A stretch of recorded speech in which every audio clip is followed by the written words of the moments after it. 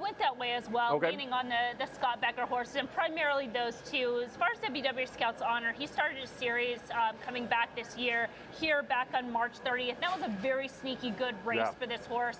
Kind of dwelt the break. It was one of those, they just gave the horse a prep, showed a lot more run than the running line indicates. And I gave him a big look at Oaklawn Park, and he ran a really good race. Not the most ideal trip, raced in traffic. Theodora horse up front was just able to hold on, but improved that speed figure. And then it's interesting because Deshaun Parker picks up the mount, and this is his only mount on the card, so that suggests some intent as well. So I gave that horse a push as well. And then as far as Walker's Win, he's just a horse that's just so consistent, seems to have the right running style for this race. I think that they, running in the Lake Hamilton last out was kind of one of those, the horse was coming off a top effort, will take a shot, the Oaklawn meets winding down. Again, another spot that wasn't the most ideal, but comes back in here and fits right in. As far as Fast Jack, another one that has some races. His main rider, Victor Santiago, is aboard. But this is a horse I'd love to see them try this one on the turf. So I'm giving a little bit of a push to those other two, Walker's Win and WW Scout's Honor, but respect Fast Jack as well. It is. It's just such a good race. And like I said, I mean, it's interesting because WW Scout's Honor was in the optional 25 in that last out. Walker's Win was in a stake. But I think they're very evenly matched racehorses. So it comes down to trip. WW Hot Shot probably shows speed in here. Wildwood Sicilian has the ability to show speed but can rate. Walker's Win, I think, settles back just a little, and then we'll see what they do with WW Scout's Honor. But it's a good, solid field of 7 for the 6. Anybody can win. I don't think we'll see a real heavy favorite in this spot either. So see if you can catch just a little bit of value there, and maybe it comes with the outside horse in race 6. Race 7, $50,000 optional claiming allowance company. They go 1 mile on the turf. Emily, this is an interesting race for a couple reasons. These are 3-year-olds here. First off, the 9 Active Fool, I think they're waiting for a dirt spot, so watch out when that horse gets back in. They're going to be very tough on the dirt.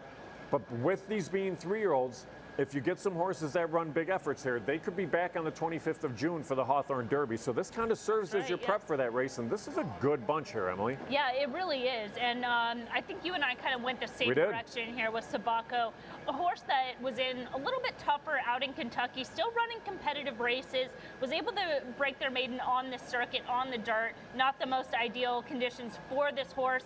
Does seem to be a little bit better with more grounded, even on the turf.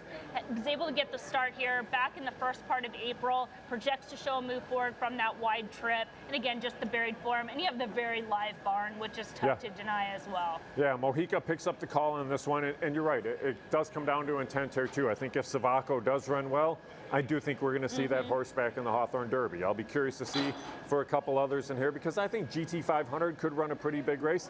I think Ben Dreamin, maybe with the move to the turf, is a horse that could wake up a little bit. I'm sure they were a little bit disappointed with that last out. That was that weird race where Dream Island busted through the gate and then reloaded and then just cruised along because there was no pace to chase in there. Completely different pace complexion in this race, different surface, and I do think you're going to get a decent price on Ben Dreaming also. Yeah, I don't mind the surface switch at all. I think it's worth giving this horse a chance to. And then that's a race going last out back on May 4th that you can pretty much draw a line through, especially for Ben Dreaming. As you mentioned, there was that delay. This horse raced extra wide, was under a hold. They never asked the horse for run, so just kind of one of those that you can kind of just forgive. And you have to do that sometimes, right? But that's the thing that provides you value at times too, because a lot of people when they're betting, it's totally off of recency. So one race, unless you've gone back and seen everything that was involved in it, you just look at it on paper and say, okay, this horse has no shot. So it's something where I do think you have to give that horse consideration. DeVito also has the 7 Eli's Promise in there, horse that can show speed, worth consideration. I think McMoney is a horse that might be able to be worth a look. I mean, that race at Keeneland was so much tougher in that last out too. So again, I think you find things a little bit easier, but it's a really good race there for race 7. And see, make notes on these because you could see some of these back on June 25th as well. All right, race number 8, Jackpot High Five wagering that carryover $71,156. Maidens here, they go 6.5 in this spot, Emily. Field of 8 to line up. They're all very lightly raced, so you can go so many different ways in this spot. Tahoe runs, the one that's had the opportunities and keeps running close. Maybe they figure it out today. I mean, I'll tell you, those races at Oaklawn were pretty solid too. Yeah, and I think that probably just creates a little bit of a class edge. And this horse has been knocking on the doors, run some of the higher speed figures. So I think just probably catches the right group in here, and especially of those that have experience, again, just probably has the edge of that group. We saw with Omaha Run of Robertson, it was kind of the same thing. It was a lot of races knocking on the door. Then they figured it out, and they went and ran out of the screen in a really good optional claiming race. Tahoe Run should be sitting on a big race here. A couple others to look at. The 5 Mama's Fire is one that'll intrigue me a little bit because this is a barn that, again, see if there's early money in here because those works are pretty solid down at Fairmount Park. And it's another one of those state-bred horses, and they did it with Position Dumani. Won an open race with a state-bred horse, and they get that bonus purse money. So when there's Illinois-bred races and you choose to skip them to run open, I think it's worth some intent.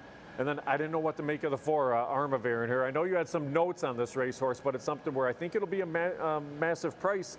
And maybe the horse should improve off that last out. Yeah, I gave the horse a look back on that May 18th race because that race in Maidan that they debuted in was just a really tough race. There was a lot of horses that came out of that race that are stakes quality type horses. So I just thought the circuit switch alone would move this horse up and was a little bit green. Manny said he wasn't quite ready. The horses coming in from Maidan, they were a little light on weight. They'd probably need some conditioning, some time in the barn. So I would be willing to give this horse another look. Maybe from a physical side, maybe wants the turf, but again, as you mentioned, is going to be a big price. And I'm not going to ignore that horse just for that. If they still need another start, we'll go from there, but I'll keep that one in the mix today. Right. Hey, Emily, did you know it was Mike Strohmeyer's birthday on Thursday? This is our buddy from Tote, Mike, who's right behind the camera. His birthday was on Thursday, so for those in the sports book, they should go up and say hello to him. He turned 39, so it was very cool to see from Mike that we were able to celebrate his birthday, but nice to see you out here, buddy. He's coming out here. He's going to, thanks, buddy.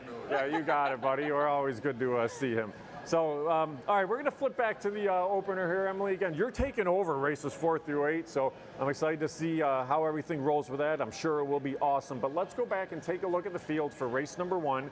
We go 3/4 of a mile in the first. Win, play, show wagering, 12% takeout. It's the lowest takeout in the country.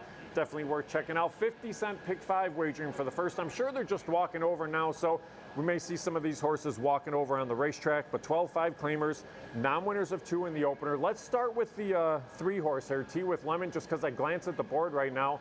2-1 on the board on this horse, Emily. When we were talking, the horse was 4-1, but taking a little bit of action, and I think this is a horse that probably deserves some play in this spot as well. Yeah, absolutely. And like we said, I was following the board since I've been here. I've been here for, almost 2 hours or so, and the favorite has just changed every time you look up there. But yeah, as far as number 3, Tea with Lemon, logical type in this race, should have plenty of pace to close into, and I think that's what people are looking at as far as like their current form. Certainly fits coming out of the race back on April 13th, where they had some trouble at the start, had some early trouble, rushed upwards. Part of that early pace, but that was going longer. So when they cut back to a sprint, again, likely to take up that running style from off the pace. Yeah, the horse looks good in the paddock right now, too. I do think the horse makes a very good impression. The front wraps don't bother me because the horse has worn the front wraps for the last 3 starts and ran well in them in those starts 2 and 3 back.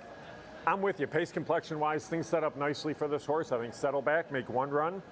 Hopefully it's a good run, so we'll see what we get out of Tea with Lemon. Now, the 1 horse walking right in front of it there is Hurt So Bad. Hurt So Bad's the horse I laid as the favorite in here.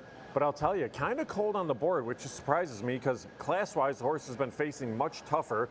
Allowance Company, the 15 on 2, 25 on 2. Now you're back in for 12-5. I guess maybe those last couple races have scared them bettors off a little bit, but 9-2 is not a horrible price actually on Hurt So Bad. No, I think that's a very fair price, and I think that that you're right in terms of looking at those recent running lines and finishing positions well off the board. But there's a change in the form cycle in here. So when the horse came back on March 5th, that was the first start off a 48-day layoff, and the horse ran a big effort. That second place finish, an 81 optics figure. So projected the horse to back up a little bit off that effort, which they did 3 weeks later, and I think there was still some regression. So as they come back today, it's restarting the form cycle because it's off that 42-day layoff. So there could be some intent there, but again, yeah, I think you're right as far as the public being a little bit gun shy of those most recent running lines. Yeah, now the other Manny Perez runner in here is the 5. That's Soviet Standard. Soviet Standard is a horse that ran well early in the meet, came back, ran well, and then got disqualified. A little bit of a disappointing effort 3 back, but those last couple of starts, again, improved efforts once again. I think the question is, do they handle the step up okay into this spot? Should be able to show some speed and should be maybe the fastest to the front here. That's the one question I think with Soviet Standard. Yeah, there are a couple questions questions in there. On their best day, they could be the quickest and the controlling speed, but a horse that kind of runs those two big efforts and then maybe could take a step back. So might see that in this portion of the form cycle. And as you mentioned, there's other horses in here that probably want to be on or near the lead to keep it honest. I know a horse you had in the mix, and the horse that was the favorite at one point was the number 2, I'm Your Captain. Yeah, because going back to the April 16th race, that was a very solid speed figure, set a pretty solid pace up front. But that race, and this is kind of worth a mention as we go into race 2, because a lot of the horses from that maiden race are going to come back in race 2 today, and a lot of those horses are still maidens. Right. So maybe not the strongest group. The second place finisher of that race, the horse we've seen many times that just got there, dashed to the cash. A long time maiden that finally got his way through. So I'll kind of have to see just in terms of class, like where he's going to stack up against winners for the second time. Yeah, I'm Your Captain did make a good impression there in the paddock for sure, but that's the question. I mean, the horse was definitely given consideration in that last out off that maiden score. But then that last out was a little bit disappointing. But I agree. I think they're going to head for the front. I think they should be competitive as well. But you're right. That was the horse who was the favorite at one point, and now sitting at 9-2. So which is pretty fair, actually. Yeah. I mean, I wasn't crazy about the horse, but as the board shifts around, you have to find value. You have to adjust, right? You have to change your picks, and I think that's, you know, we kind of talked about this in our role as being like handicappers, like, who's your top pick? Well, your top pick is the one that you think is the most value, or if you're alive in a pick 4, you're not going, oh, I hope the most likely horse wins. You're going, I hope the longest price that I have open. So being, you know, having that adjustment for these races, I wouldn't shy away from that horse at this price. Yeah, it's definitely how you play the race, try to make a little bit of money, so we'll see how things unfold. They're going to head out shortly here for the opener. Win, play, show, exacta, try, super. Double, pick 3, pick 5 wagering. Good luck with your selections. Horses heading out a couple minutes here for race number 1.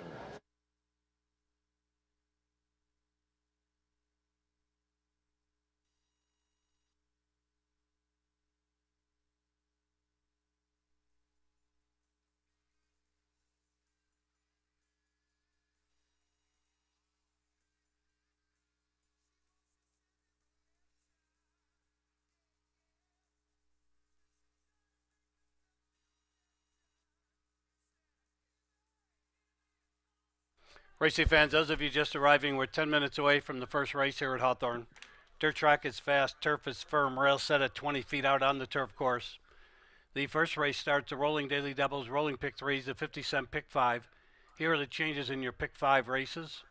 In the first race, number 4, Tiz Wow carries 3 pounds over. 6, Chad's Flash carries 2 pounds over the program weight.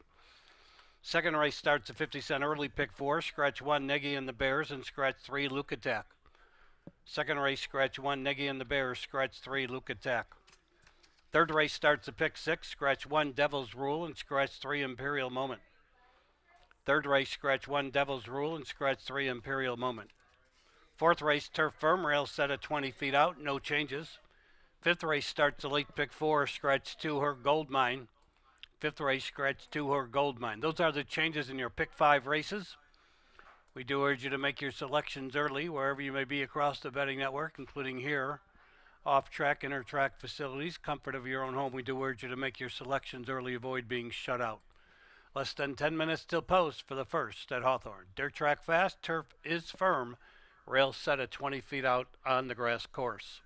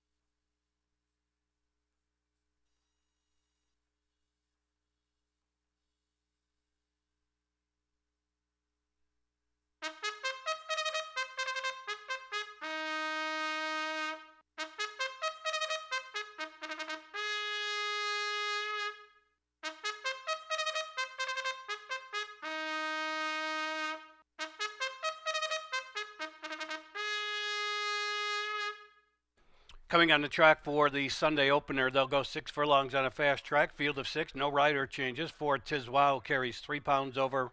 6 Chat's Flash carries 2 pounds over the program weight. Win Play Show Exacta Trifecta Superfecta. This race starts the rolling daily doubles, rolling pick 3s, and the 57 pick 5. Once again, the dirt track is fast, turf is firm. That's how it'll be all day today. Parading here they are. 1 Hurts So Bad, Ola Fernandez riding. Number 2, I'm Your Captain, Orlando Mojica. 3, Tea with Lemon, Julio Felix aboard. 4, Tiz Wow, Alvin Ortiz.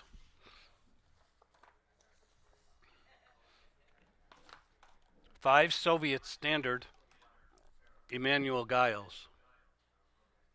And 6, Chat's Flash, Victor Santiago will bring him to the gate, and they'll all be there in about 6 minutes. Kick off the Sunday program, dirt track fast for the opener.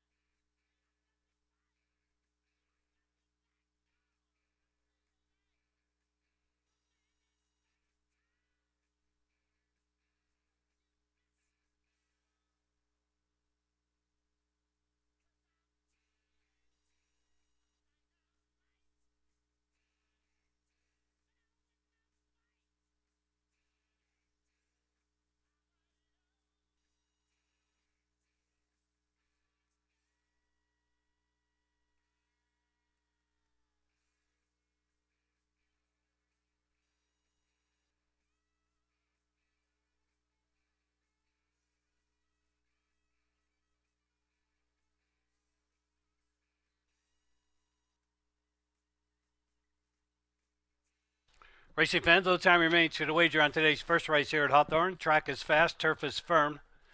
First race starts, the rolling daily doubles, rolling pick threes, and the 50-cent pick five. We do thank you for joining us wherever it may be across the betting network.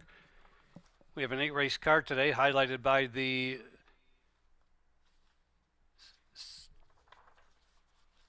$75,000 Robert S. Milaro Memorial Handicap.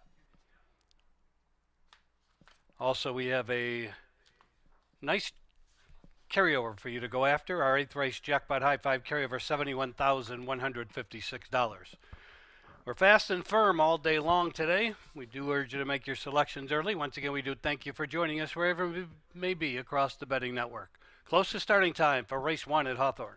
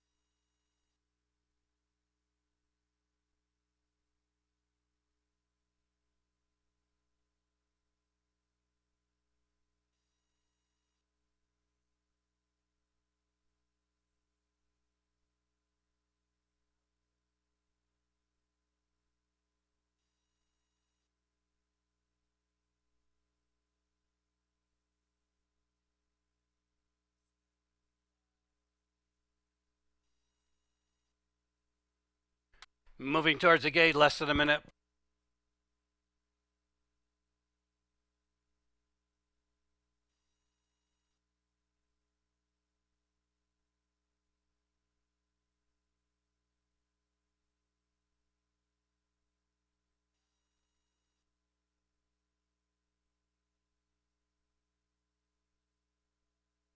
Racing fans are at the starting gate for today's first race here at Hawthorne, first of 8 on the Sunday program. Horses are entering the starting gate.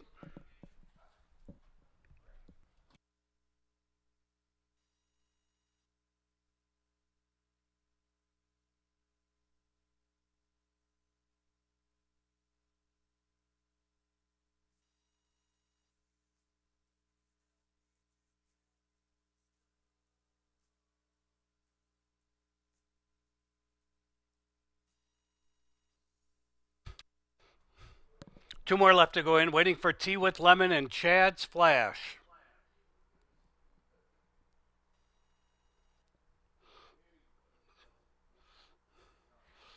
Chad's Flash will be the last to go in.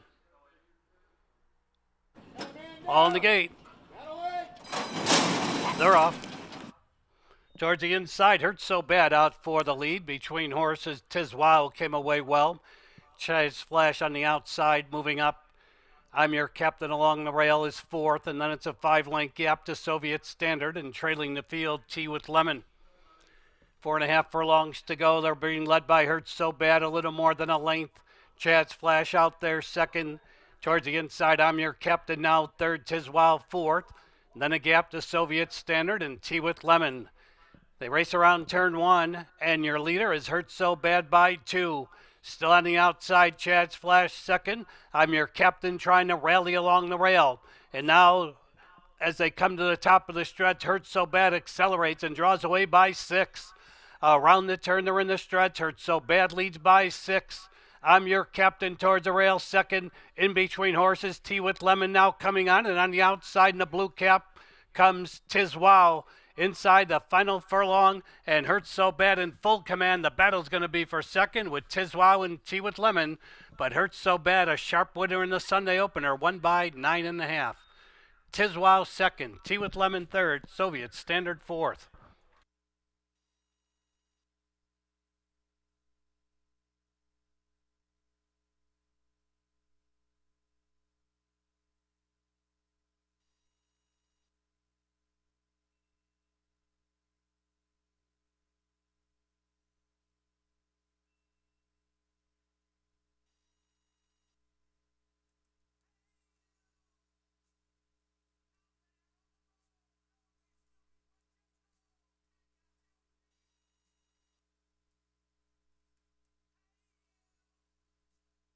In today's first race, 1 Hurt So Bad finished first. 4 Tiswa was second. 3 Tea with Lemon third. 5 Soviet Standard fourth. 1-4-3-5 is posted. It's unofficial. 110.106 furlongs fast track.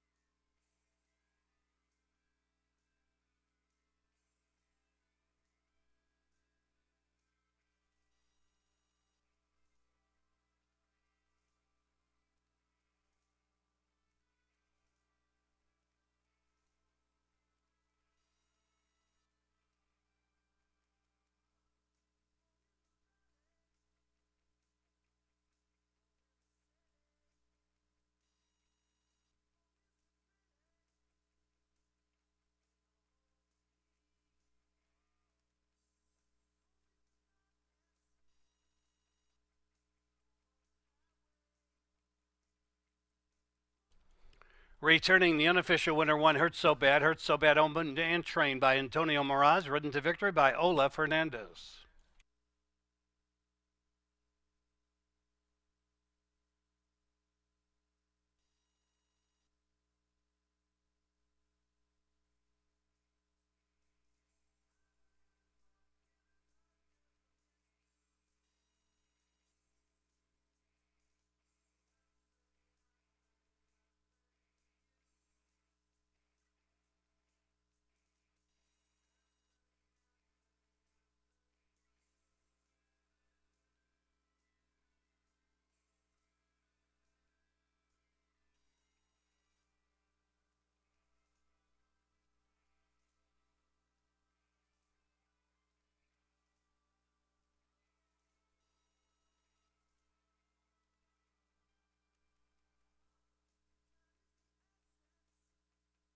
Today's first race is official. Running time 110.10. Prices in a moment.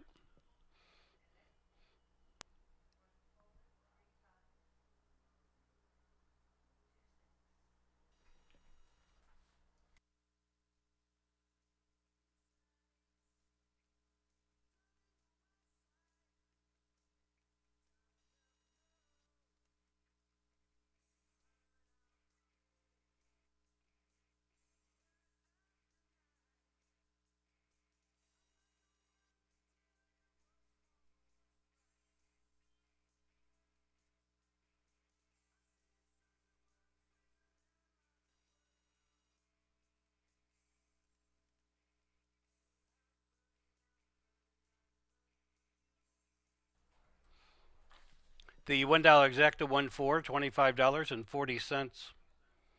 50-cent trifecta 143, $51.65. 20-cent superfecta 1435, $44.72. The second race has Win Play Show exacta trifecta superfecta. Starts another daily double, another pick 3, and today's 50-cent early pick 4. Here are the changes in your early pick 4 races. In the second race, scratch 1, Nagy and the Bears, scratch 3, Luke Attack. Second race, scratch 1, Nagy and the Bears, scratch 3, Luke Attack. No jockey changes, no overweights in the second. The third race starts a pick 6, scratch 1, Devil's Rules, scratch 3, Imperial Moment. Scratch 1, Devil's Rules, scratch 3, Imperial Moment. Fourth race, Turf Firm, rail set at 20 feet out, no changes in the fourth. Fifth race starts a late pick 4, scratch 2, Her Gold Mine, scratch 2, Her Gold Mine. Post time in 25 minutes at 3:05. Let's go with 3:04. Post time in 24 minutes at 3:04. Track fast, turf firm in all cases. Make your selections early. Thank you.